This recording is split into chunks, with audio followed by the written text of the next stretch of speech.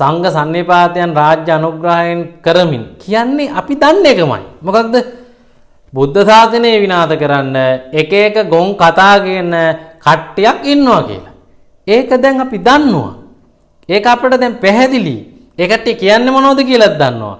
ඔවුන්ගේ ඒ දේවල් සමහර විට මාධ්‍ය ඔස්සේ ප්‍රචාරණය වීමෙන් ඔවුන්ට ලැබෙන්නේ තවත් අලුත් ශ්‍රාවකයෙක් වෙන්න පුළුවන්. අපි කරන්න ඕනේ මේ බෑඩ් මාකටිං කරන එක නෙමෙයි. මේ පිරිස ගෙන එන තර්ක ඓතිහාසිකව බිඳින්න, පුරාවිද්‍යාත්මකව බිඳින්න, භාෂා විද්‍යාත්මකව බිඳින්න, ත්‍රිපිටක සාක්ෂි වලින්ම බිඳින්න. සමන්ත චක්ක වාලේසු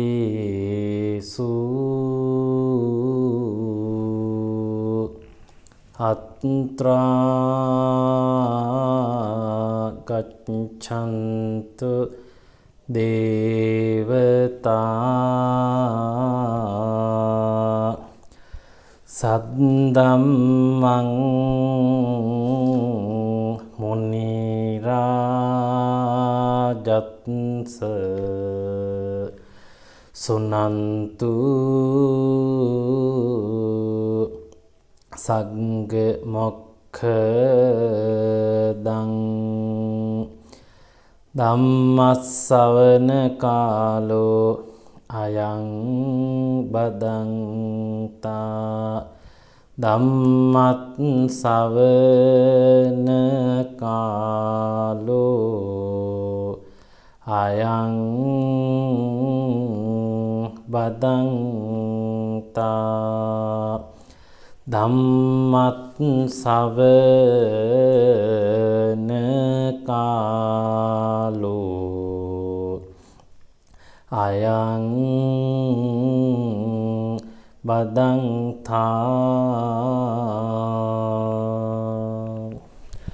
නමෝ තස්ස භගවතු අරහතෝ සම්මා සම්බුද්දස්ස නමෝ තස්ස භගවතු අරහතෝ සම්මා සම්බුද්දස්ස නමෝ තස්ස භගවතු අරහතෝ සම්මා සම්බුද්දස්ස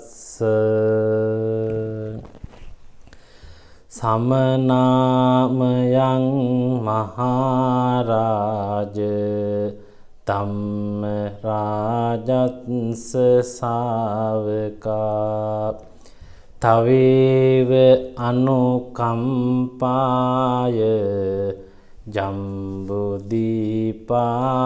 ඉදාගතාති.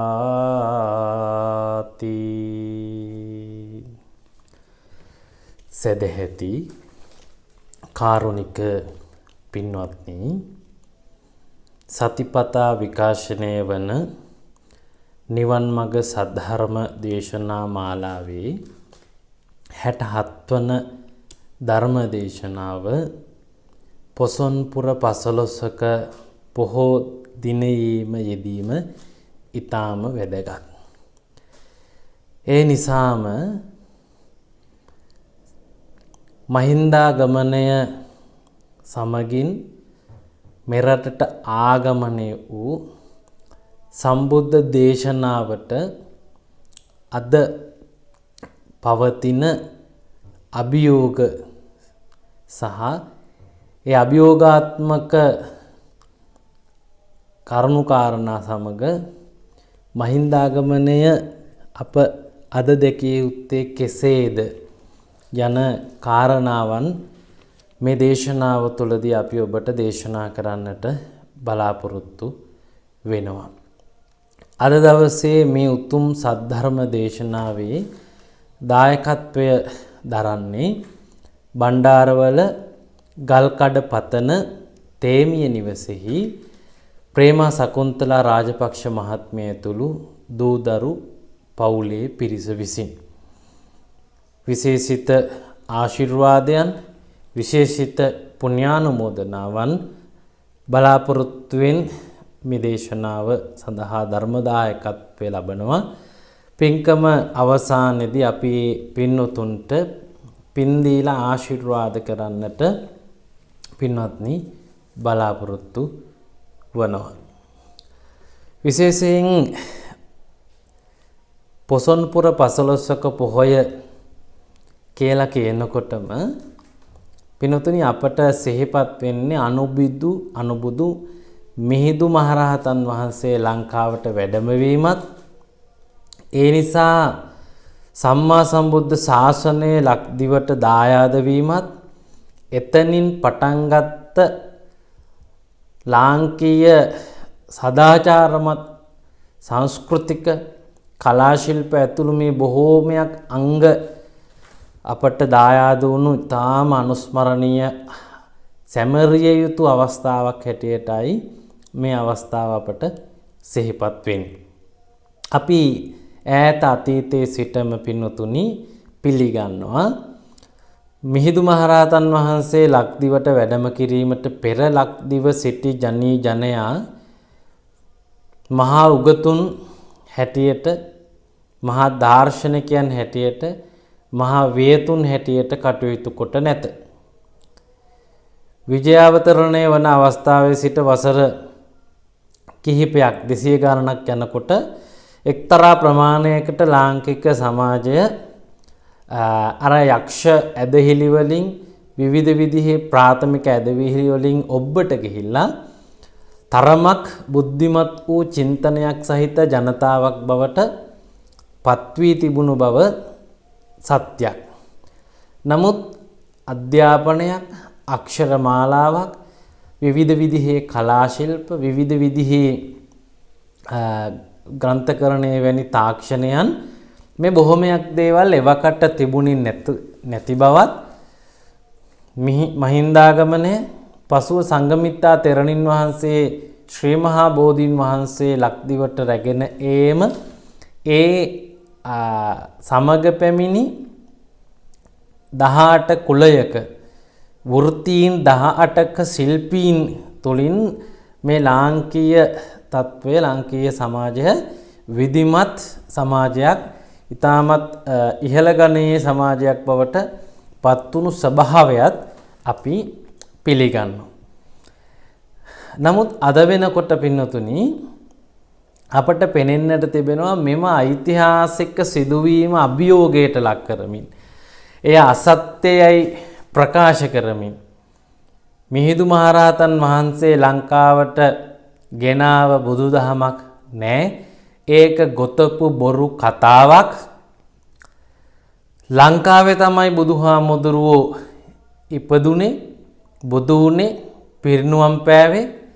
බුදුහාමුදුරුවෝ ලක්දිව තමයි වැඩ වාසය කළේ. ඉතින් එහෙම හිටපු රටට ඉන්දියානු ආක්‍රමණයක් ඇවිල්ලා මෙහි තිබුණු තැන් එහි ආකෘති හැටියට ධර්මාශෝක රජුරු හදලා මෙහි හිටපු අපි බය කරලා හෝ යටත් කරගෙන මෙහි සියල්ල විනාශ භාවයට පත් කරලා ඉන්දියාවට මේ බලය, ඉන්දියාවට මේ අයිතිය බලහත්කාරයෙන් ගත්තාය කියන මතයක් අද වෙනකොට කියමින් තිබෙනවා. ඉතින් මේ කොතරම් දුරට සත්‍ය විය හැකිද?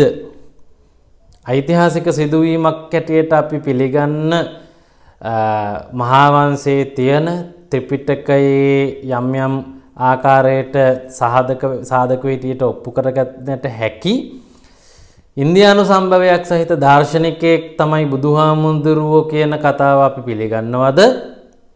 එහෙම නැත්නම් වර්තමනෙහි මේ යුගයේහි ඇතැම් පිරිස් මතු කරන ලක්දිව තමයි බුදුහාමුදුරුවෝ සම්භවය ලැබුවේ, බුදුරජාණන් වහන්සේගේ සියල්ල සිදු වුණේ ලංකාවේ මේ ඉන්දියානු සහ බටහිර ආක්‍රමණ, බටහිර පුරාවිද්‍යාඥයන්ගේ කුමන්ත්‍රණයක් මත මේ සියල්ල යටගැහුණා කියන කතාව අපි පිළිගන්නවද? ඉතින් මේ පිළිබඳ ශාස්ත්‍රීය විමසුමක් තමයි අද මහින්දාගමනය ගැන කතා කරන පොසොන්පුර පසළොස්වක පොහෝ දවසේදී පින්නතුනි මා සාකච්ඡා කරන්නට බලාපොරොත්තු වන්නේ. බුදුරජාණන් වහන්සේ ලක්දිව බුදු වුණාය, ඉපදුනාය, පිරිනුවම් පෑවාය, ජීවත් වුණාය කියන පිරිස මතු කරන තර්කය වන්නේ මේ ත්‍රිපිටකයේ තියෙන බොහෝ ස්ථානීය නාමයන්ගෙන් ස්ථාන ලංකාවේ තියෙනවා. ඒ තැන් තමයි මේ ත්‍රිපිටකයේ තියෙන තැන් කියලා. ජේතවනාරාමයක් ලංකාවේ තියෙනවා. ඉසිපතනාරාමයේ සිංහලකරණය වෙලා ඉසින් බැස්ස ගල කියලා පන්සලක් තියෙනවා. බුදුරුවගල කියලා තැනක් තියෙනවා. බුදුගල කියලා තැනක් තියෙනවා. මේ විදිහේ රජගහනුවර, ජේතවනාරාමයේ, ඉසිපතනාරාමයේ මේ විදිහේ නම් තියෙනවා. ඒ නම් තියෙන්නේ එදා ත්‍රිපිටකයේ තිබ්බ තැනම කියලා හිතලා දකින්න මොකක් හරි ගලක් මේ අරක මේ තමයි ඒ සිදුවීම කියමින් මොවුන් කියනවා. එය ඇත්ත වන්නට නම් තව බොහෝ දේද සිදුවිය යුතුයි. ව්‍යවහාරයේ තියෙන නම්ගම්, කටකතාවේ භාවිතා වෙන වචන, එහෙම නැත්නම් කටකතාවේ භාවිතා වන කතන්දර, එහෙම නැත්නම් භාෂාව තුළ තියෙන විවිධ විදිහේ පද පෙරලිම විතරක් පාවිච්චි කරලා මේ ඓතිහාසික සිදුවීම ඔප්පු කරන්න හරි යට ගහන්න හරි පුළුවන්කමක් තියනවා කියලා වියත් බුද්ධිමත් සමාජය පිළිගන්නේ නැහැ. ඒ සඳහා පිනතුනි අපට බොහොමයක් තර්ක තව අවශ්‍යයි. එහෙනම් අපි මෙහෙම හිතමු. බුදුහාමුදුරුවෝ ලංකාවේ ඉපදුනා නම් උන්වහන්සේ දෙසූ ධර්මය ලංකාවේ ඒ බුදුන් වහන්සේගේ යුගයේම පැවතුනා නම් උන්වහන්සේ දේශනා කොට වදාළ මේ භාෂාව ලංකාවේ භාෂාවක් හැටියට තිබිය යුතුයි නේද? මේ මම එක කාරණාවක් මතු කළේ. දැන් මේ කියන පිරිස පිළිගන්නවා ත්‍රිපිටකය හරි. ත්‍රිපිටකය කියලා එකක් තියෙනවා. ඒක කවුරුත් වෙනස් කරලා නේ. ඒක නෙමෙයි අටුවා ටීකා තමයි කට්ටිය වෙනස් කළේ කියලා පිළිගන්න. ඒතර ත්‍රිපිටකයේ තියෙන කරුණු ඇසුරෙන් මේ කරුණ අපිට සමපාත කරගන්න, සංසන්දනය කරගන්න, විමර්ශනය කරගන්නට පුළුවන් නම් මම හිතනවා ඒ තර්කය ඉදිරිපත් කරන පිරිසටත් සාම්ප්‍රදායිකව මුල් බැසගත් තර්කය තුල සිටින පිරිසටත් තර්කානුකූලව යම් අදහසකට සහ තර්කානුකූලව යම් නිමාවකට පැමිණෙන්නට එය පසුබිම් කරගන්න පුළුවන්. පිනතුනි, මිහිඳු මහරහතන් වහන්සේ වැඩම කිරීමට පෙර ලංකාවේ මේ අද මට්ටමටවත් බුද්ධ දේශනාව ප්‍රචලිතව ව්‍යාප්තව රට පුරා මහා ආගමක් දර්ශනයක් ජයග්‍රාහී ඉගෙන ගැනීමක් හැටියට ප්‍රචලිත වෙච්ච බවක් මහින්දාගමණයට පෙර පැවති ග්‍රන්ථවලවත් මහින්දාගමණයට පෙර පැවති පුරාවිද්‍යාත්මක ස්මාරක ගොඩනැගිලි බිල්ඩින් වලවත් එහෙම නැත්නම් ඊට පෙර යුගයේ වාසය කළ මිනිස් ජනයාගේ චින්තනයන්, ඔවුන්ගේ භාෂාවන්, ඔවුන්ගේ ප්‍රස්ථාපිරුළු, ඔවුන්ගේ ජනවහරයන් මේ කිසිවක් තුලවත් පින්වතුනි පෙනෙන්නට දකින්නට ලැබෙන්නේ නැහැ. බුදුන් වහන්සේ ලංකාවට වැඩම කිරීමත් එක්ක ලංකාවේ යම් යම් ස්ථානයන් වල බුදුහාරොන්ගේ බණ අහපු කණ්ඩායම් ඉඳ තිබෙනවා. හැබැයි මෙහි පැවිද්දෙක් නිර්මාණය වෙලා, පන්සලක් නිර්මාණය වෙලා, මේ ධර්මයේ ප්‍රචාරය කරන මධ්‍යස්ථානයක් නිර්මාණය වෙච්ච බවක් ඒ ඓතිහාසික සිදුවීම් වල අඩු ගානේ සාහිත්‍ය මූලාශ්‍රවලවත් කියවෙන්නේ නැහැ.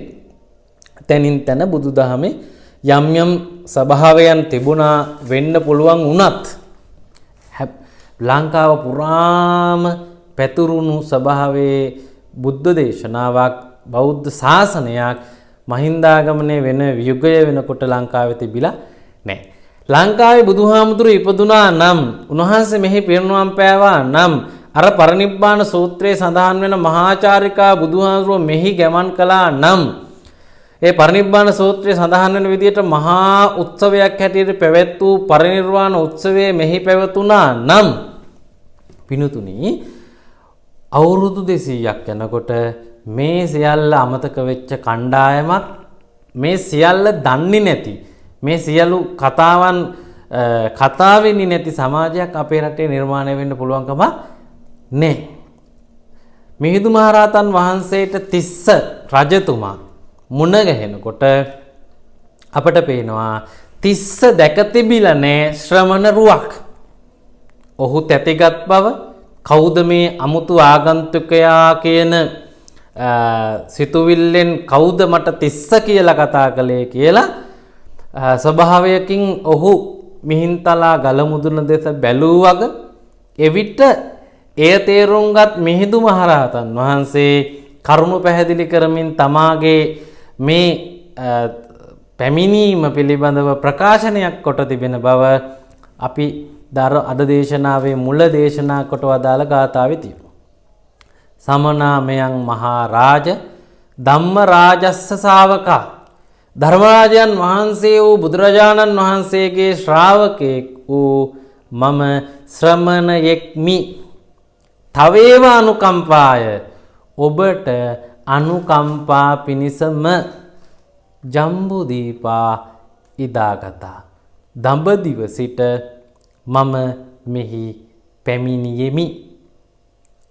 දඹදිව සිට මම මෙහි පැමිණියෙමි.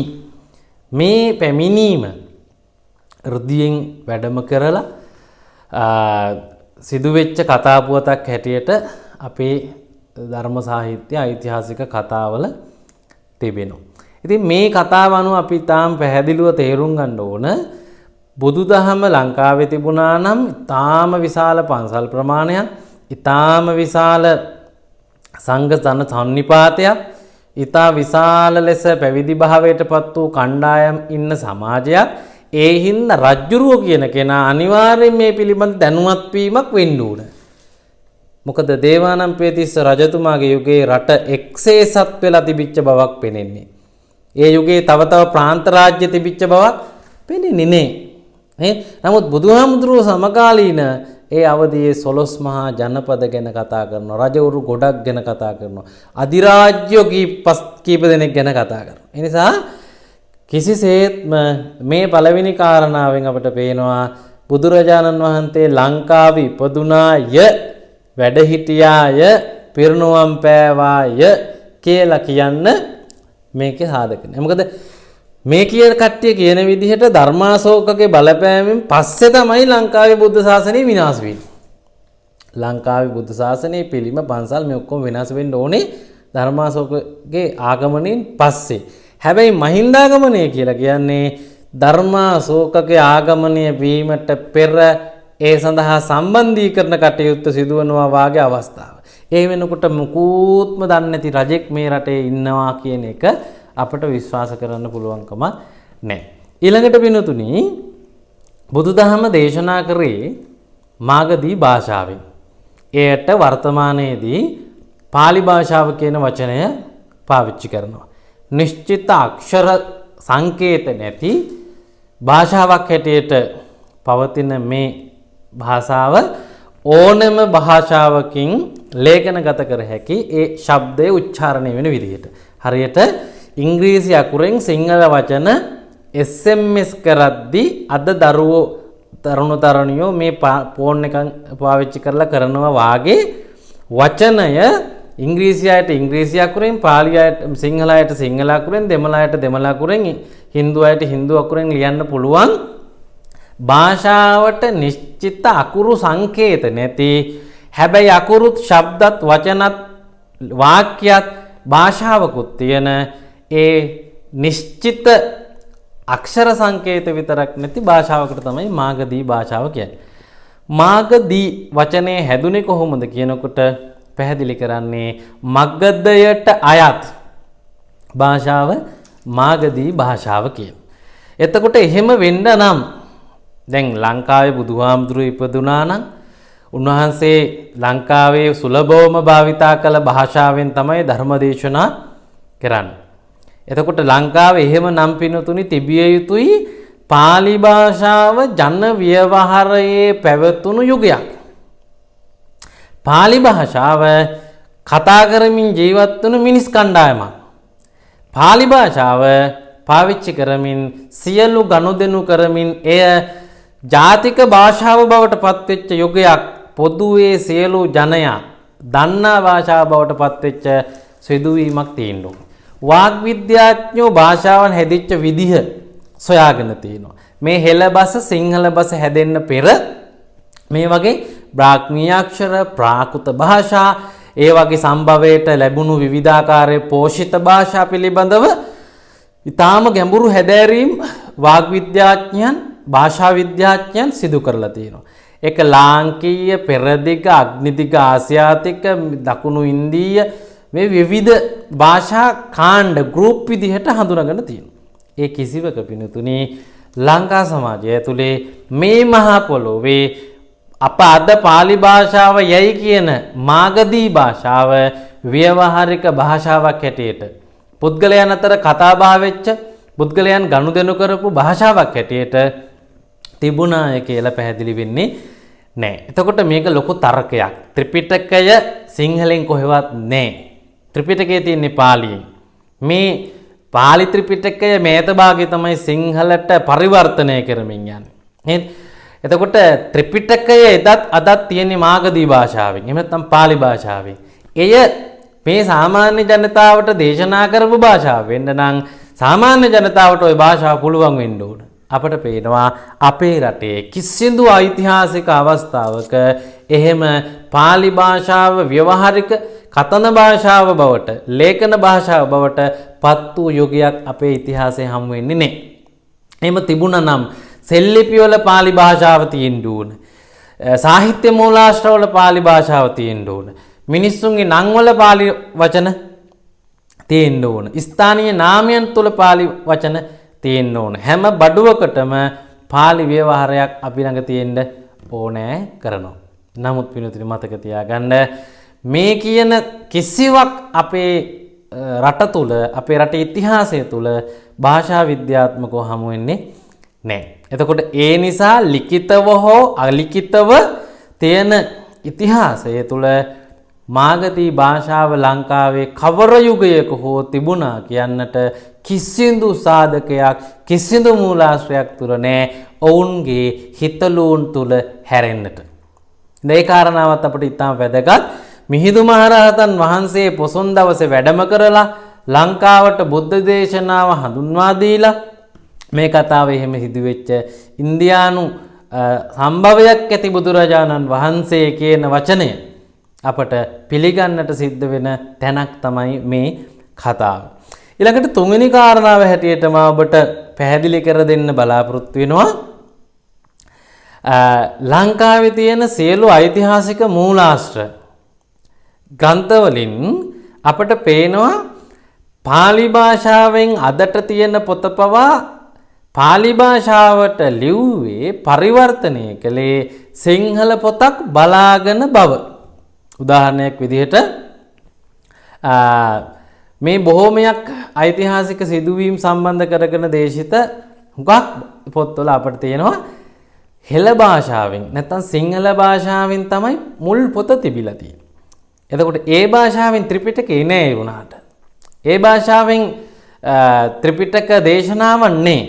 දැන් බුදුහාමුදුරුව භාවිතා කළ භාෂාව හෙළ භාෂාව නම් ඒ භාෂාවෙන් එකල ලියවිච්ච තව පොත්පත් තියෙනවා නම් ඇයි ඒ භාෂාවෙන් ත්‍රිපිටකේ නැත්තේ? එතකොට බුදුහාමුදුරුව දේශනා කරපු භාෂාව මාගදී භාෂාව නම් උන්වහන්සේ දේශනා කරපු මූලාශ්‍ර එහෙම් පිටින්ම ලිඛිතව ත්‍රිපිටකයේ පාලි භාෂාවෙන් තියෙනවා නම් ඇයි අර පොත් පාලි භාෂාවෙන් නොලියා සිංහල භාෂාවෙන් ලිව්වේ? මේ දෙක ගැලපෙන්නේ නැති බවක් අපට පේනවා. ඒ නිසා අද භාවිතා වෙන මහා වංශය, දීප වංශය, බෝධි වංශය, තූප වංශය ඇතුළු මේ බොහෝමයක් වංශ කතා අපට ඉතාම පැහැදිලි සාක්ෂියක් දෙනවා අපේ ලංකාවේ පාලි භාෂාව ලංකාවට ආගන්තුකව පැමිණි භාෂාවක්ය. ලක්දිව පැවතිච්ච භාෂාව වන්නේ වෙනත් භාෂා මූලාශ්‍රයන්, වෙනත් ප්‍රාකෘත මූලාශ්‍රයන්, වෙනත් භාෂාමය ස්වභාවයන් කියන එක පැහැදිලි කරනවා. ඊළඟට ගත්තාම සෙල්ලිපිවල කොහෙවත් පාලි භාෂාවෙන්ම සඳහන් සෙල්ලිපි නෑ. ඒවා තියෙන්නේ බ්‍රාහ්මීය අක්ෂර, බ්‍රාහ්මීය වාක්‍ය, ප්‍රාකෘත භාෂාව, එහෙම නැත්නම් හෙළ භාෂාව. එතකොට බුදුහාමුදුරුවෝ වැඩම කළ යුගය, බුදුහාමුදුරුවෝ පිරිනුවම් පාප යුගය, බුදුරජාණන් වහන්සේ පිරිනුවම් පෑමත් එක්ක මිහිඳු හාමුදුරුවෝ වසර ගානකින් ලංකාවට වැඩම කරලා ඒ මහරහතුන් වහන්සේලාට පූජා කළ ලෙන් පූජාවන්ගේ සිට අපේ රටේ ශිලා ලේඛන තියෙනවා. මේ ශිලා ලේඛනවල පින්නතුනි තාම පැහැදිලිව අපට පේනවා මේ මාගදී භාෂාව තාම සංවෘත වචන තියෙන, පිරුණු ව්‍යාකරණයක් තියෙන, පිරුණු උපමා රූපක සමාස මේ ඔක්කොම තියෙනවා ත්‍රිපිටකේ. හැබැයි අර එවකට අපේ රටේ තිබුණු සෙල්ලිපි වල මේවා තියෙන්නේ වෙනස් විදියකට. මේවා තියෙන්නේ වැඩෙමින් තියෙන ආකාරයට. මේවා තියෙන්නේ භෝජනයේ ලැබිය යුතු මට්ටමේ අඩලුඩුකම් සහිතව. ඒ වචන තේරුම් ගැනීමට පවා අද අපට අපහසුතාවයන් තියෙනවා. එතකොට ඒ අනුව ඊටාම පැහැදිලි කරුණක් පින්නතුනි මේ ශිලා ලේඛන වලවත් ඓතිහාසික මූලාශ්‍රවලවත් කිසිම ලේඛනයක මුල් භාෂාව මුල් ලේඛනය පාලියෙන් තිබුණාය, මාගධි භාෂාවෙන් තිබුණාය කියන්න සාධක නැහැ. එක එක්කෙනාට මේවා විවිධ විදිහට කියමින් මේ පොත් වෙනස් කළා, මෙහෙම කළා කියලා කීවට ඔවුන් ඔප්පු කරන්න ඕන.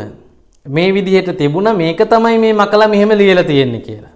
පුරාවිද්‍යාඥයෝ එහෙම කරලා නෑ. මේ අය තනිකරම අපට පේනවා පින්නතුනේ කිසියම් විදිහකින් ඔබ අප රවටමින් ඔවුන් විශාල විකෘතියක් මේ ඓතිහාසික ශාසනික කාරණාවට සිදු කරමින් ඔවුන් වෙනයම් දෙයක් මේ තුලින් ඉස්මතු කරගන්නට, ඔවුන්ගේ ලෝකයට, ඔවුන් මේ සමාජයට වෙනයම් කාරණාවක් සමාජගත කිරීමට අදාළ පසුබිම හදන්නට යම් දේශපාලනයක් මේවා ඇතුලේ කරනවා දෝ කියලා පින්නතුනේ අපිට පැහැදිලි වෙනවා. ඊළඟට ලෝකයේම ඉන්න උගතුන් බුදුරජාණන් වහන්සේ ඓතිහාසික මිනිසෙක් හැටියට පිළිගන්නවා. මම මෙතන ඓතිහාසික දාර්ශනිකයෙක් මිනිසෙක් කියන වචනේ පාවිච්චි කළේ අම්මෙක් ඉන්නවා, තාත්තෙක් ඉන්නවා, පරම්පරාවක් තියෙනවා, උපන් භූමියක් තියෙනවා, ගියපු ඉස්කෝලයක් තියෙනවා, ආශ්‍රය කරපු තව සමාජ කණ්ඩායම් ඉන්නවා, ඊට පසුබිම් වෙච්ච සමාජ කණ්ඩායම් ඒ රටේ ඉතිරි වෙලා ඉන්නවා. දැන් මේ ඔක්කොම බලනකොට අර අහසෙන් පාත් වෙලා අහඹුලෙස ඉපදිලා ආව දේව දූතයෙකුට වඩා බුදුහාමුදුරු ඓතිහාසිකයිනේ රටේ ඉඳලා තියෙනවා. ඉන්දියාව පිළිගන්නෝ ඒ රටේ එහෙම දාර්ශනිකයෙක් හිටිය බව. නාසා ආයතනයේ පිටිගන්නෝ ලෝක ගැන අමුතු විදියට දැනගත්ත මහ උගතෙක් ඉන්දියාවේ ඉඳලා තියෙන වගේ. මේ අමුතු දැක්මක් ඥානයක් තිබිච්ච ගණිතඥයෙක් විද්‍යාඥයෙක් වාගේ දාර්ශනිකයෙක් තමයි බුදුරජාණන් වහන්සේ බව ලෝකේ පිළිගන්නවා. එතකොට මේ පිළිබඳව ලෝකේ දහස් ගණනක් පුරාවිද්‍යාඥයෝ පර්යේෂණයන් කරනවා. ඒ බුදුරජාණන් වහන්සේ හා සම්බන්ධ සිදුවීම් ගැන. මේ ඔක්කොම පින්නතුනි සිදු කරන්නේ ඉන්දියාවෙමනේ. දැන් ආචාර්ය කනින්හැම් පුරාවිද්‍යාඥයා ඇතුළු විශාල පුරාවිද්‍යාඥයන් ප්‍රමාණයක් ලුම්බිනිය ගැන පරීක්ෂා කළා. වජ්‍රාසනයේ තියෙන බුද්ධ ගයාව පරීක්ෂා කළා. ජේතවනාරාමයේ ඇතුළු අද පුණ්‍ය භූමියට ඉතුරු වෙලා තියෙන මේ බොහොමයක් තැන් ගැන ඉන්දියාවේ පුරාවිද්‍යාත්මක පරීක්ෂණ විශාල ප්‍රමාණයක් කරලා තියෙනවා. මේ අය කිව්වට එහෙම මොකක් කරලා නැහැ ඉන්දියාව කරලා තියෙනවා.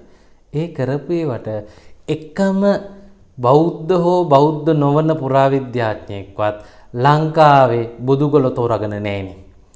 ලංකාවේ ඉසින් බැස්සගල තෝරාගෙන නැහෙනි. ලංකාවේ මේ මුකුත් තෝරාගෙන නැහෙනි. නේද? තර්කයක් ගොඩ නැගුවට ඉන්දියාවෙන් අපි ආක්‍රමණය කරලා අපිව බය කළා අපේ ස්ථාන එහෙට ගෙනහිල්ලා එහෙ නම් හදලා මෙහි නම් ටික විනාශ කළා කියලා ඒක තායිලන්තෙත් බුරුමියත් ඕස්ට්‍රේලියාවත් ඇමරිකාවත් මේ හැම රටක්මත් බය කරගෙන පිළිගන්න තරම් බය වෙලා පිළිගන්න තරම් ප්‍රබල ගනුදෙනුවක් අශෝක රජුරුවන්ගෙන් මේ ලෝකෙට උනාද? එහෙම වෙච්ච බවක් පෙනෙන්නේ නැහැ. ඒ නිසා අපි රැවටිලා අපි අහුණත් තව කණ්ඩායමක් අහුවෙන්නේ නැති වෙන්න ඕන. තව කණ්ඩායම් එක්කෙනෙක් දෙන්නේ කොයි හරි රටක් කොයි හරි කෙනෙක් මේ පිළිබඳ කතා කරන්න ඕන. නැත්නම් අපිට පේනවා වින්නතුනේ සියලු පුරාවිද්‍යාඥයෝ බුදුහාමුදුරුවෝ කියන ඓතිහාසික පුද්ගලයා පුරාවස්තුවක් හැටියට සොයා ගන්නවා. උන්වහන්සේ පුරාවිද්‍යාත්මකව සොයා ගන්නට සියලු පර්යේෂණයන් සිදු කරන්නේ අද ඉන්දියාව නමින් තිබෙන දඹදිව. ඒකට හේතුවක් තියෙන්න එපාය. ඔවුන් ලංකාව තෝරා නොගන්නත් ඉන්දියාවම තෝරා ගන්නත් නේද? ඒ අනුව අපිට පේනවා විනතුනේ දේශයන්හි සංචාරය කරපු ඉතාම පැරණි යුගයේ සංචාරකයන් කියලා තියෙන කතන්දර අනුව ඊළඟට මේ විවිධ විදිහේ මහ පොළොවෙන් ඔප්පු වෙන කරුණු කාරණා අනුව අපට පේනවා ඉන්දියාවේ තමයි බුදුහාමුදුරුවෝ වැඩලා තියෙන්නේ කියලා. ලොම්මිනිය ආචාර්ය කනින්හැම් මහත්මයා පුරාවිද්‍යාත්මක කැණීම් කරලා එම සල්ගහේ මුල් සොයාන කාබන් 14 පරීක්ෂණය සිදු කරලා කාල නිර්ණය කරලා එය බුදුන් වහන්සේ ජීවත් වූ යුගයට අයත් එකක්. ඒ බුදුන් වහන්සේගේ ආයුෂය අපි හිතන විදිහට සම කරලා ගත්තම සමාන වෙනවා කියලා ප්‍රසිද්ධ කරපු ලේඛන තියෙනවා. පිළිගත්ත ස්වභාවයන් තියෙනවා. එතකොට ඒවා බෞද්ධ මතයේ සද්ධාවෙන් අන්ධ භක්තියෙන් ලියන ඒවා නෙමෙයි පර්යේෂණාත්මක පැහැදිලි කිරීම. ඒ නිසා පිනතුනි පුරාවිද්‍යාත්මකව මේ ලංකාව තුළ බුදුහාමුදුරුවෝ හිටියා කියන්න කිසිදු මොවුන් කියන කාරණාවක් තහවුරු කරලා නැහැ.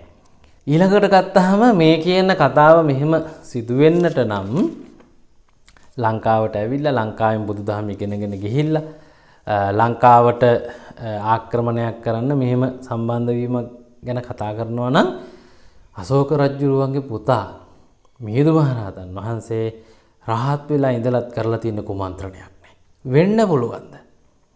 රහත් වෙලා ඉඳලත් කරලා තියෙන්නේ මහා කුමන්ත්‍රණයක් කියලා අපිට කියන්න වෙනවනේ. ඒ නිසා එබන්දක් පිළිබඳ පින්නතුනි ඔබ සිතන්නට අවශ්‍ය කරන්නේ නැහැ.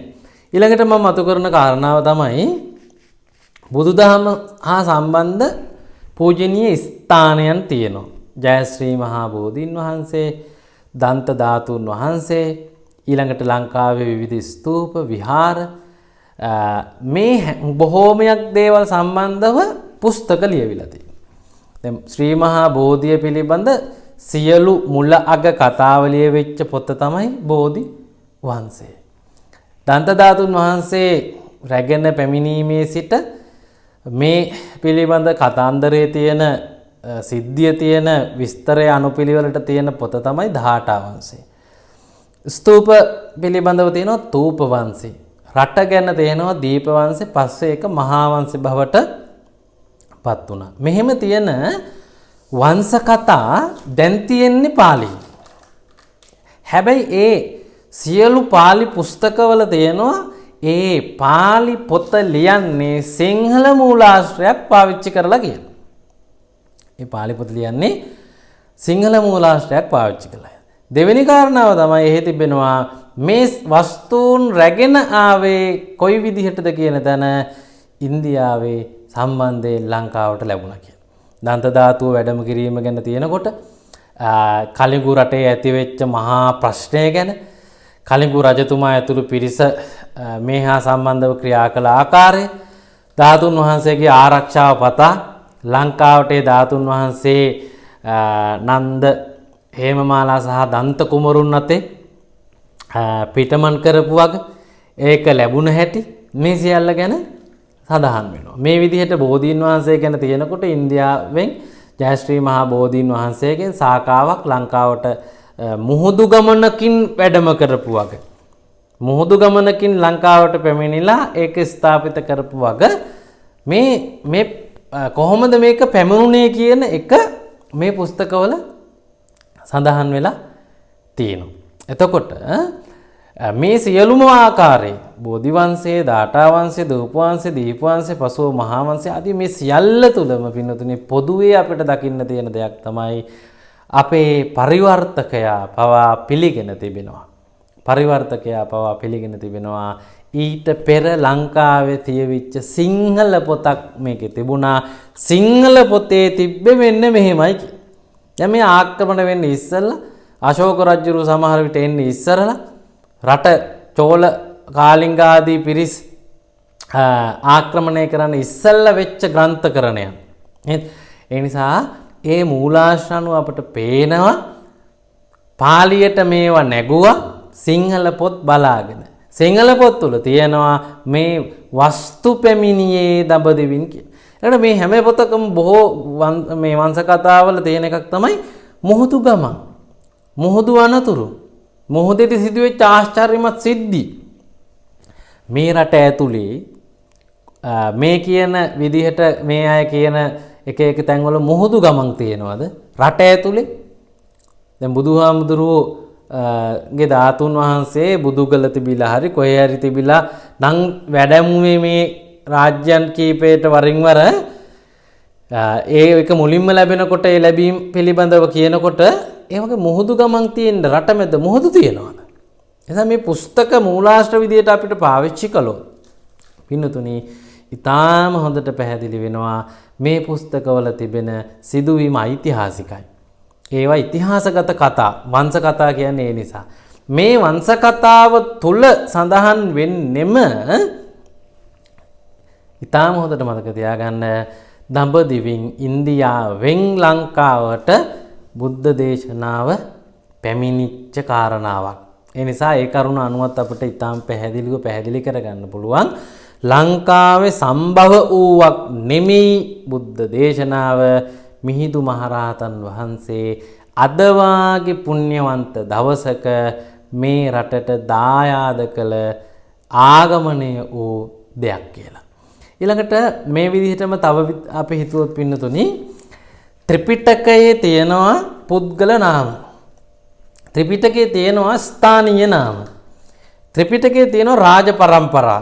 බිම්බිසාර රජුරුවන්ගේ පුතා අජාසත්ත, අජාසත්තගේ පුතා මෙයා මෙහෙම කියලා තියෙනවා. එතකොට මේ රටේ මේ හරියේ රජ කලේ එයා, මෙන්න මේ හරියේ ජටිලෝ හිටියා, මේ හරියේ විවිධ විදිහේ පාලකයෝ හිටියා, ලිච්ඡවි රජදරුවෝ හිටියා. මේ විදිහට රාජතාන්ත්‍රික තොරතුරු, දේශපාලනික තොරතුරු, පාරිසරික සාධක, පුද්ගල නාම, රාජ පරම්පරා මේ තියෙන එකක්වත් පින්නතුනි ලංකාවේ ඉතිහාසය ඇතුලේ කියවෙන කතා නෙමෙයි. ලංකාවේ පුරාවිද්‍යාව ඇතුලේ කියවෙන කතා නෙමෙයි. ලංකාවේ භාෂාව ඇතුලේ කියවෙන කතා නෙමෙයි. මේ කියන එකම ස්ථානයක්වත් පුරාවිද්‍යාත්මකව තහවුරු කළා නැහැ.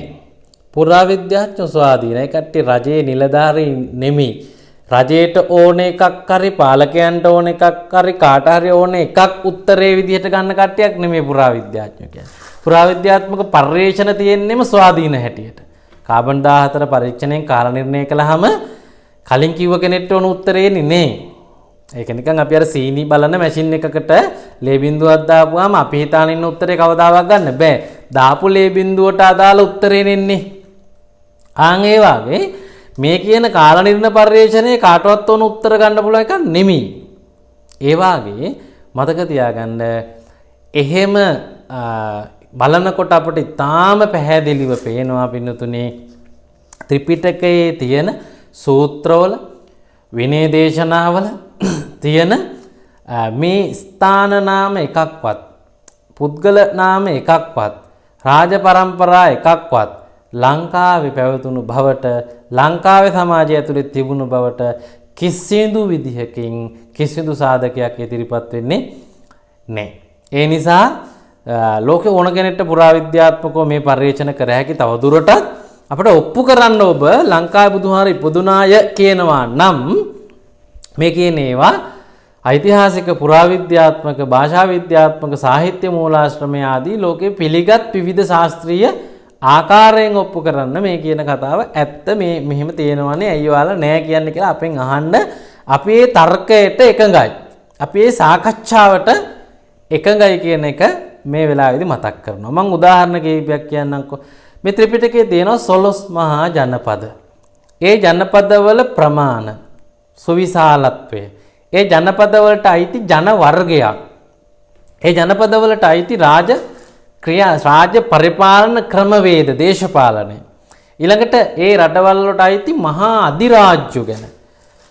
කෝසල මහා අධිරාජ්‍ය, බිම්බිසාර මහා මගධාධිපති බිම්බිසාර, මේ ආදී වශයෙන් කියන විදිහට කෝ ලංකාවේ කොටස් 16කට පෙරලිච්ච බෙදිච්ච රට බෙදුණු යුගයක් හෝ එහෙම අවස්ථාවක් සඳහන් වෙනවා.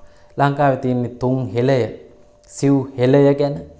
ලංකාව රුහුණු මායා පිහිටි හැටියට කොටස් 3කට බෙදිලා ඒ වගේ යක්ෂ ගෝත්‍රිකයන්, දේව ගෝත්‍රිකයන්, නාග ගෝත්‍රිකයන් හිටිය බව, ඒ ගෝත්‍රිකයන් ඔවුන්ගේ වෘත්ති අනුව මේ ගෝත්‍ර නාමය ලැබපුල් බව එහෙම නෙතියෙන්නේ ලංකාවේ. අර 12 මහා ජනපද ලිච්ඡවි රජවරු වගේ රජවරු නේද? ඒ සප්ත අපරිහානීය ධර්ම මත පාලනය වෙච්ච වෙනම ප්‍රදේශයක්, දික්විජය තිබිච්ච තව යුගයක්, මෙහෙම යුගයක් ලංකාවේ කතා වෙන්නේ නෑනේ. ඇයි ලංකා දේශපාලනයට එහෙම කතාවක් කියවෙන්නේ නැත්තේ? ඇයි පොත්පත්වල එහෙම කතාවක් නැත්තේ? ඇයි ශිලාලේඛනවල එහෙම කතාවක් නැත්තේ? කෝ එකම ලේඛනයකවත් අපට හම්බෙන්නේ නෑනේ ලක්දිව පොළොව 12 මහා ජනපද හැටියට බෙදිලා තිබුණා කියලා. මේ මෑතකදී අලුත් සිතියන් හදලා අලුත් විදියට කියන කට්ටිය හිතන්න ඕන ත්‍රිපිටකයේ තිබෙනවා මේ වගේ ප්‍රමාණ. මේ වගේ ජන ගහන ප්‍රමාණ. දැන් සවැත් නුවර කියන එක ගැන තියෙන සූත්‍ර කී දහහක් තියෙනවද? සාවත්තියන් විහෙරති ජේතවනේ අනාථපිණ්ඩිකස්සාරාමින්. කෝ ලංකාවේ සවැත් නුවර කියලා රටක්, මේ දේශයක් නැත්තම් නගරයක්, දිස්ත්‍රික්කයක්, පළාතක්. කෝ ලංකාවේ සවැත් නුවර විස්තර කරන විදිහේ සෞභාග්‍යමත් යුගයක්, එහෙම තිබුණු කාල සීමාවක්, එහෙම තිබුණු ස්වභාවයක් මේ බුදුහාමුදුරුවෝ වැඩම කරන කාලේ තිබුණා කියන්න මොනවද තියෙන සාධක? කිසිදු සාධකයක් නැති බොරු කතා. ඊළඟට ඒ ජනපදවල තිබුණු භාෂාවන් ගැන වෙනම තියෙනවා. ඒ භාෂාවන් ලංකාවේ තිබුණු බවක් කිසිම ලෙසකින් අපිට පෙනෙන්නේ නැහැ. ලංකාවේ තියෙනවා මාතරට එක භාෂාවක්, නුවරට එක භාෂාවක්, මෙහෙම ප්‍රධාන භාෂාවේ සුළු වෙනස්කම් විතරයි තියෙන්නේ. මේ ඉන්දියානු මේ සූත්‍රවල සඳහන් වෙන විදිහට මොනම විදිහකින්වත් සංස්කෘත භාෂාව ලංකාවේ භාෂාවක් විදිහට තිබුණා කියලා නෑ. හැබැයි ත්‍රිපිටකයේ තිබෙනවා ඡන්දසට නැගීම ගැන එක අවස්ථාවක්. වෛදික භාෂාව කියලා අවස්ථාවක්. වෛදික සූත්‍ර දේශනා, වෛදික යෙදුම් පිළිබඳව අවස්ථාවන් රාශියක් මේ ත්‍රිපිටක මූලාශ්‍රවල තියෙනවා සංස්කෘත භාෂාව පිළිබඳව. හැබැයි ඒ කිසිවක් ලංකා සාහිත්‍ය තුල, ලංකා ඉතිහාසය තුල පිනතුනේ ඔප්පු වෙන්නේ නැහැ. ඊළඟට ගත්තාම බුදුදහම තනිකරම හින්දු ආගම සමග ගැටෙමින් පෝෂණය වෙච්ච ආගමක්. හින්දු ආගම තමයි, ඒ කියන්නේ ජෛන මහරජාගේ නිගණ්ඨනාත පුත්ත ශාස්ත්‍රූවරයාගේ විවිධ කණ්ඩායම්, ඇඳුම් අඳින කණ්ඩායම් හිටියා, ඇඳුම් අඳින්න නැති කණ්ඩායම් හිටියා, සුදු විතරක් අඳින ශ්වේතම්බර ආදී කණ්ඩායම් හිටියා.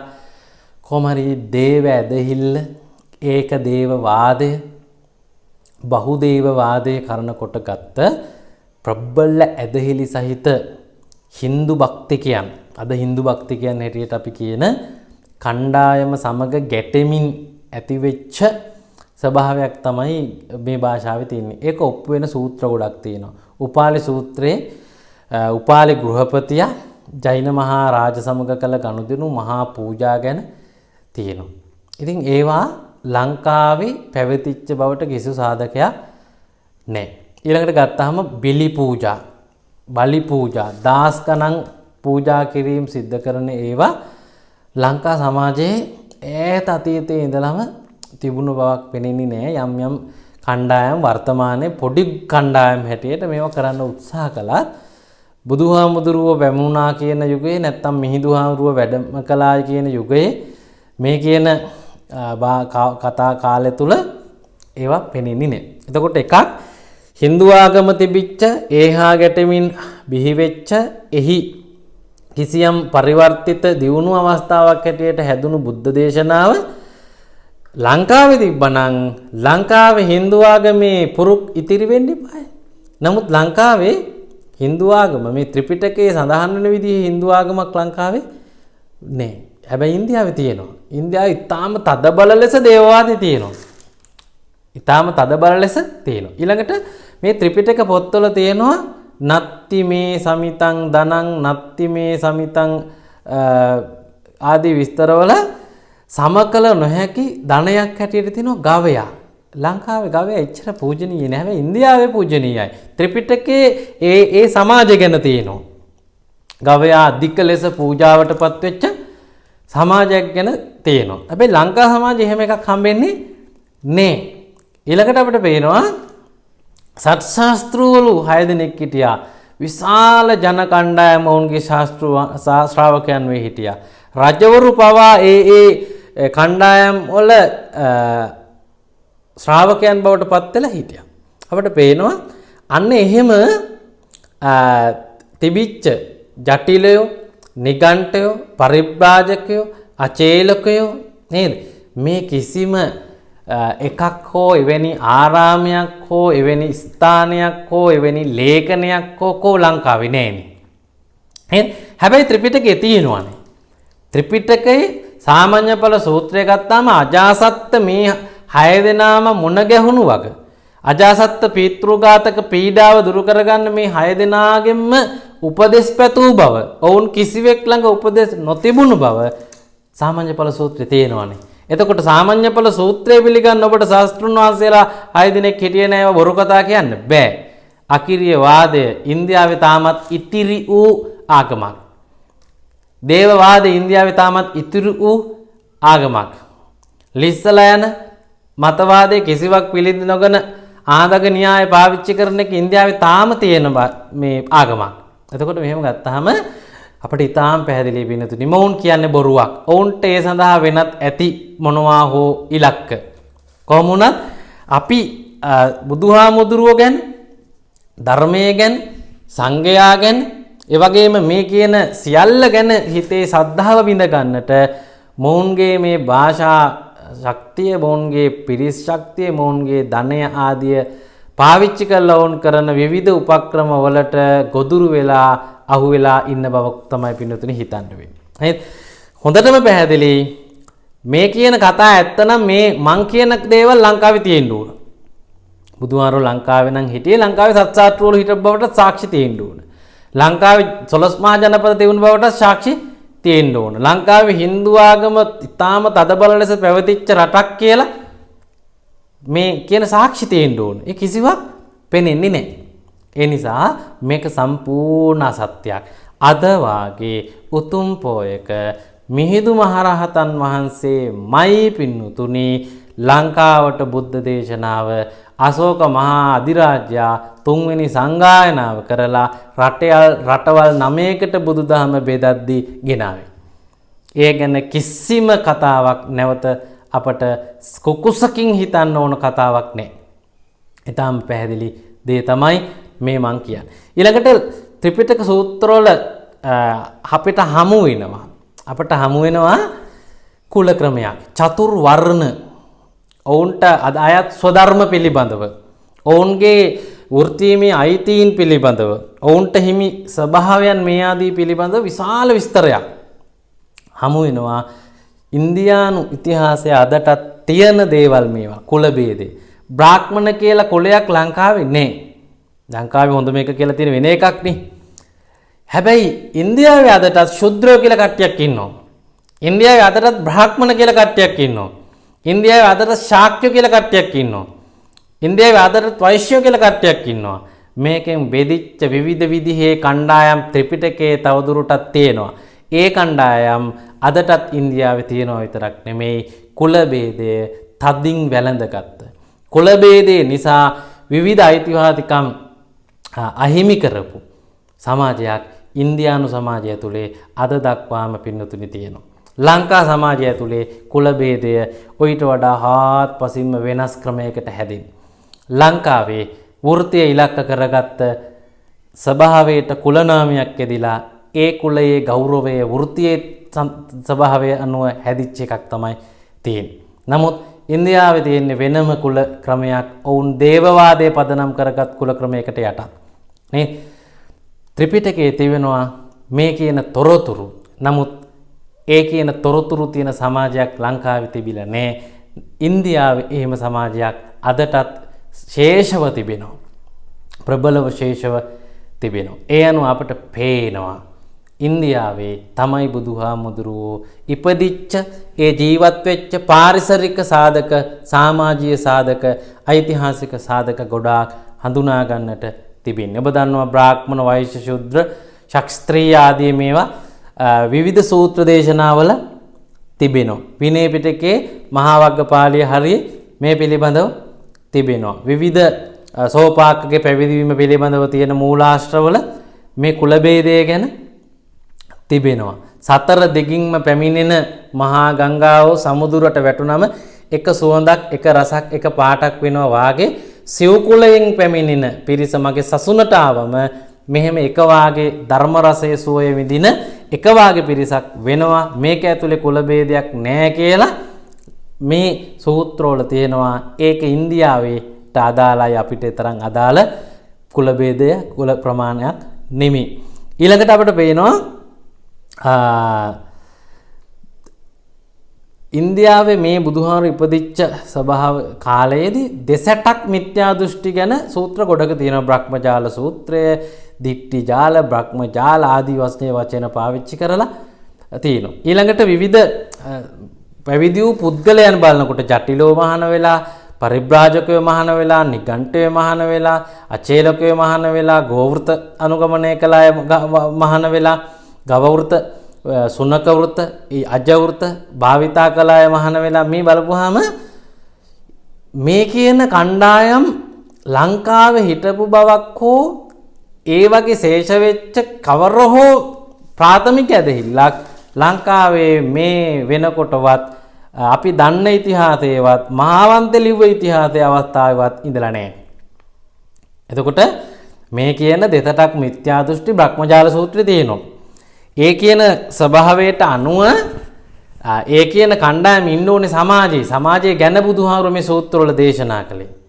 හැබැයි අපේ රටේ සමාජයේ කොයි යුගයකවත් එහෙම කණ්ඩායමක සිටීම පිළිබඳව පිනතුනි කවර ලෙසින්වත් අපට සාධක හමු වෙන්නේ නැහැ. ඊළඟට සූත්‍රවල තියෙනවා කාෂ්ඨක ස්වභාවය, යම් යම් පර්වතවල දිගපළල, යම් යම් ගංගාවල ස්වરૂපය, ඊළඟට යම් යම් ප්‍රදේශවල ස්වභාවය.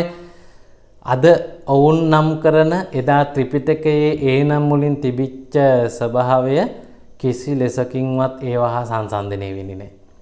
කිසි ලෙසකින්වත් ඒවා සංසන්දනය කරන්න බෑ. ඊළඟට ත්‍රිපිටකයේ තියෙනවා කාන්තාව ගැන.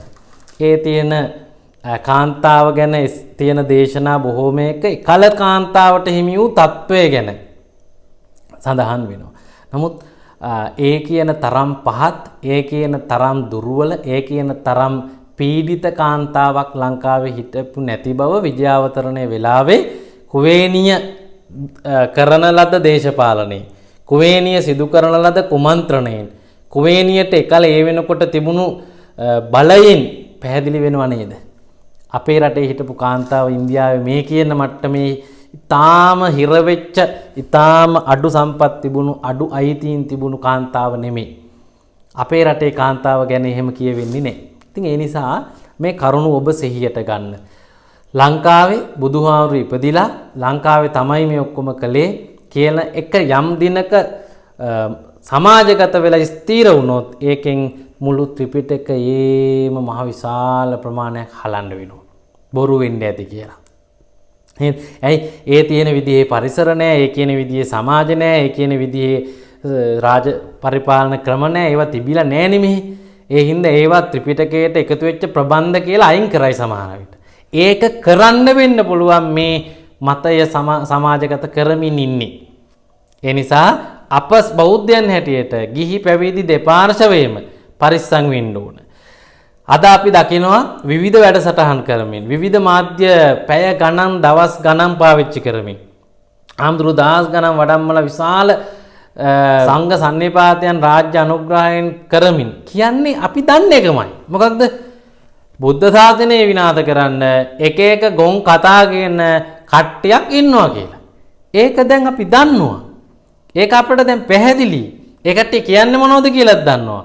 ඔවුන්ගේ ඒ දේවල් සමහර විට මාධ්‍ය ඔස්සේ ප්‍රචාරණය වීමෙන් ඔවුන්ට ලැබෙන්නේ තවත් අලුත් ශ්‍රාවකයෙක් වෙන්න පුළුවන්. අපි කරන්න ඕනේ මේ බෑඩ් මාකටිං කරන එක නෙමෙයි. මේ පිරිස ගෙන එන තර්ක ඓතිහාසිකව බිඳින්න, පුරාවිද්‍යාත්මකව බිඳින්න, භාෂා විද්‍යාත්මකව බිඳින්න, ත්‍රිපිටක සාක්ෂි වලින්ම බිඳින්න. දැන් උගතුන් වියතුන් ලංකාවේ කොච්චර ඉන්නවද? පුරාවිද්‍යාඥයෝ කොච්චර ඉන්නවද? මේ පිළිබඳ වග කියන රාජ්‍ය නිලධාරීන් කොච්චර ඉන්නවද? ජනාධිපතිලා අගමැතිලා මේ පිළිබඳ බාර ඇමතිලා කොච්චර ඉන්නවද? කෝ ඒ අය මේ විසඳිය යුතු ප්‍රශ්නෙට ඇත්ත විසඳුමක් දෙනවා. බොරු ඡන්ද පොරොන්දු වාගේ අපට කියන්න එන්න එපා. අපි ඕක බලා ගන්නම් කියලා. ඔයාලා මේක බලා ගන්නවා නම් මේ කියන දේවල් සිද්ධ කරන්න වෙයි. මොකද ඉන්දියාවත් මේ කියන ප්‍රශ්නේදී ඇත්තටම මැදිහත් වෙන්න ඕන. මේ කියන බොරුව ඇත්තක් කරමින් ලිඛිත පොත් තියෙනවා. ඇත්තක් කරන්න උත්සාහ කරමින්. ඒ වෙනුවෙන්ම ක්‍රියාත්මක YouTube නාලිකා තියෙනවා. තමන්ට ඕන වෙනකොට තමන්ට විරුද්ධ කෙනෙකුගේ YouTube නාලිකාවක් කැන්සල් කරන්න රජයට ක්‍රමයක් තියෙන බව අපි ගිය අවස්ථාවල දැක්කා.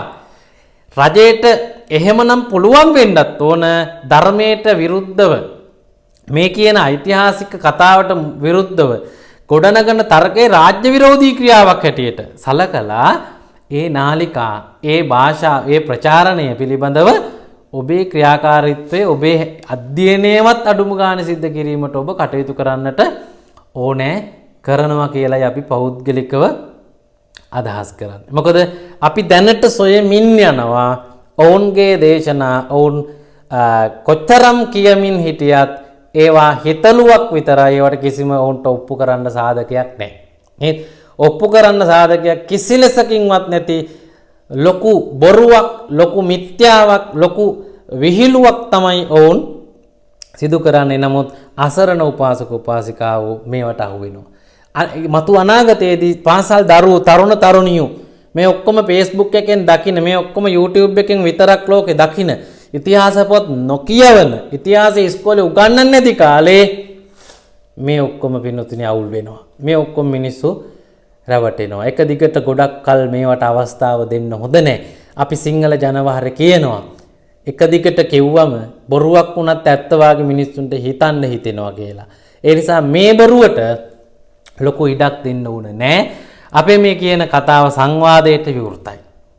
මේ කියන කතාව ඔබ පුරාවිද්‍යාත්මකව, ඓතිහාසිකව, ශාස්ත්‍රීයව මේ මූලාශ්‍ර වලින් තහවුරු කරන්න ලංකාවේ බුදුහාමුදුරු ඉපදුනේ ඉන්දියාවේ නෙමෙයි කෝ කියලා. අපිට කියන්න එපා ඉන්දියාවේ පුරාවිද්‍යාත්මක සාක්ෂි ඉදිරිපත් කළා නෑ කියලා. ඒ ඔබ නොදැන දාස් ගාණක් තියෙනවා.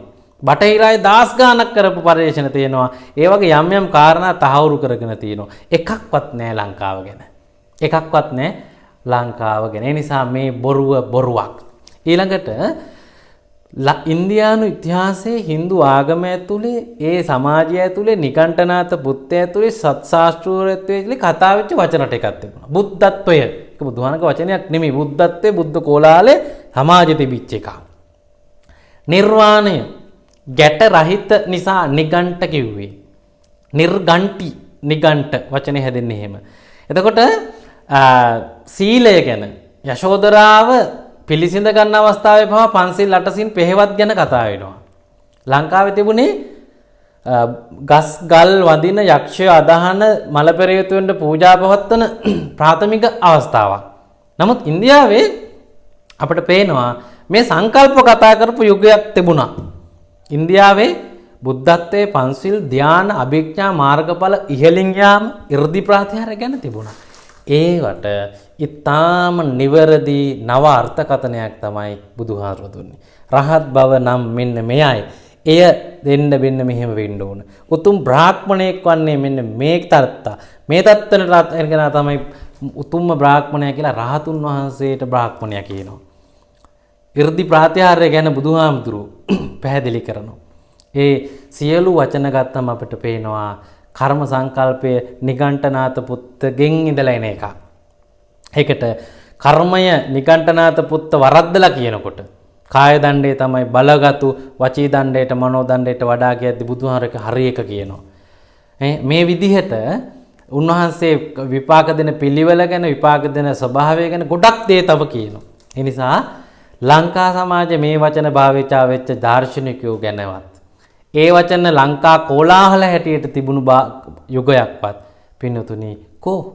ඒ නිසා ඊටාම පැහැදිලිව අපි මේ වෙලාවේ මේ තර්ක ටික ඉදිරිපත් කරනවා ඔබට. ලංකාවේ බුදුහාමුදුරුවෝ ඉපදුනාය කියලා මොවුන් කියන එකට කිසිම පදනමක් නැහැ. විහිළුවක් ඒක, බොරුවක් ඒක. ඔබ පින්නතුනි රැවටෙන්න එපා. අද වාගේ ඊටාම උතුම් දවසක තමයි මිහිඳු මහරහතන් වහන්සේ ලංකාවට බුද්ධ දේශනාව ගෙනාවේ. ඒක තමයි ඇත්ත. උන්වහන්සේ මෙහි පැමිණිලා තේවානම්පියතිස්ස රජුරවන්ට යම් යම් කරුණාකාරණා පැහැදිලි කරලා මේ උතුම් වටිනා දර්ශනයේ දාර්ශනික දේවල් බාලපඬිත සූත්‍රය, කම්ම විභංග සූත්‍රාදී සූත්‍ර දේශනාවන් දේශනා කරමින් පැහැදිලි කරලා තමයි ලංකාවේ මේ පිරිස බුද්ධ දේශනාව ස්ථාපිත කරන්නේ. අපිට ඔප්පු වෙනවා ඓතිහාසිකව පළවෙනි ආරාම පූජාව තමයි දේවානම්පියතිස්ස රජතුමා පූජා කරපු තමන්ගේ රාජ්‍ය උද්‍යානය. පස්සේ ඒක තමයි මහා විහාරයේ බවට පත් වෙන්නේ. ඒ පිළිබඳව කොච්චර මූලාශ්‍ර තියෙනවද? එතකොට ඒ ඓතිහාසික සිදුවීම අපට පිළිගන්න කාරණාවන් තියෙනවා. ඊළඟට ඔබට හොඳට මතක තියාගන්න මිහිඳු මහරහතන් වහන්සේ ඇතුළු විවිධ පිරිස් වලට පූජා කරපු ලෙන් ගැන ඒ යුගයේම හිටපු රජවරුන්ගේ නම් වලින් තියෙනවා ලෙන් ලිපි. ඊළඟට ගත්තහම මේ සිදුවීම් සියල්ල ඉවර වෙලා රජතුමා හරි සතුටටපත් වෙලා ආරාමයකුත් හැදුවා, වස්වසන්නත් දුන්නා. මේ ඔක්කොම විස්තර බලලා දැන් ලංකාවේ ශාසනය ප්‍රතිස්ථාපිතද කියලා මිහිඳුහාරගෙන් අහනවා. ඒ වෙලාවේ මිහිඳු මහරහතන් වහන්සේ මතක් කළා ලංකාවේ ඉපදිච්ච කෙනෙක් ලංකාවේදී වහන වෙලා ලංකාවේදී උපසම්පදා වෙලා ලංකාවේදී විනය දේශනාවක් එයා කරොත් තමයි ලංකාවට ශාසනය පිහිටන්නේ කියලා. ලංකාවේ නම් බුදුදහම පිහිටුවේ රජ්ජුරුව මේ වගේ ප්‍රශ්නයක් අහන්න ඕන නෑ. මිහිඳුහාමුදුරුවෝ මේ වගේ උත්තරයක් දෙන්නේ නෑ. මේ දහම ලංකාවට ඉන්දියාවෙන් එහෙම නැත්නම් දඹදිවින් දායාද වෙච්ච එකක්. ඒක අපේ ලැජ්ජාවට කරුණක් නෙමෙයි. මේක ඓතිහාසික ඇත්තක්. ඒ ඇත්ත අපි පිළිගන්නට ඕන කරනවා. මහින්දාගමනයත් එක්ක අපිට බෝධිය වැඩම කළා. භංගමිත්තා මහරහත් තෙරණිය මිහිඳු මහරහතන් වහන්සේගේ නැගෙනිය ඇය සමග බෝධිය ලංකාවට වැඩම කළා. බෝධියත් එක්ක බෝධිය හා සම්බන්ධ විවිධ විදිහේ චාරිත්‍ර වාරිත්‍ර කරන්න කණ්ඩායම් ලංකාවට ආවා. ඒ ඔවුන් ඇතුලේ තමයි කලා ශිල්පාවේ, වැව් තාක්ෂණය ආවේ. සමහර අවස්ථාවල භාෂාව, අක්ෂර මේ දේවල් ආවේ. කලා ශිල්පාවේ මේ පැමිණීමත් එක්ක තමයි විවිධ විදිහේ ආකල්ප වලින් පෝෂිත පිරිසක් ලංකාවේ බිහි වුණේ. මිහිඳුහාමුදුරුවෝ එනකොට ගස්කල් අදහපු අයට මේ ආදේශක බෝධීන් වහන්සේ සද්ධාවෙන් පූජා කරමින් බුදුන් වහන්සේ හිතෙන් මවන ස්වභාවය මිහිඳුහාමුදුරුවෝ කීවා. අර පර්වත වෙනුවට ස්තූපය හඳුන්වා දුන්නා. දෙවියන් අදහනවා වෙනුවට දෙවියන්ට පින්දීම ගැන කියලා දුන්නා. යක්ෂයන්ට බය වෙනුවට ඥාතීන්ට පින් දීලා ඥාතීන්ගේ ජීවිත සුරක්ෂිත කිරීම පිළිබඳව මේක ඊටාම දියුණු සමාජයක් නිර්මාණය වීම. මහින්දාගමනයට පෙර විජය රජුරුවන්ගේ කාලෙවත් මේ ඊට පස්සේ යුගයේවත් අපිට ඒ වඳු ලාංකික සමාජයක් මුණ ගැහෙන්නේ නැහැ. එහෙනම් මේ කුල 18ක පිරිස් වල පැමිණීමෙන් ලංකාවට ලැබුණු ඊටාම උතුම් අවස්ථාවක් අද වාගේ පොහොය දවසක අපි ඊටාම ගෞරවයෙන් සමරන්නට ඕන. ලංකාව ඇතුළට මිහිඳු මහරහතන් වහන්සේගේ වැඩමවීමත් එක්ක බෞද්ධ දේශපාලනයක් එනවා. බෞද්ධ අධ්‍යාපනයක් එනවා. බෞද්ධ කලා ශිල්ප වෙනවා. ස්වයංපෝෂිත රාජ්‍යයක් නිර්මාණය කරන්න ගොවිතැන පිළිබඳව, වාරි මාර්ග පිළිබඳව, වාරි තාක්ෂණයන් පිළිබඳ, කැටයම් කලාව පිළිබඳ මේ බොහෝමයක් දේවල් ලැබෙනවා. ලංකාවේ භික්ෂුණී පැවිද්ද ඇති වෙනවා. ලංකාවේ රජවරු පැවිදි වෙන්න පටන් ගන්නවා. ඇමතිවරු පැවිදි වෙන්න පටන් ගන්නවා. ඒ නිසා මහින්දාගමනය අපට ලැබුණු විශාල වටිනා ත්‍යාගයක්.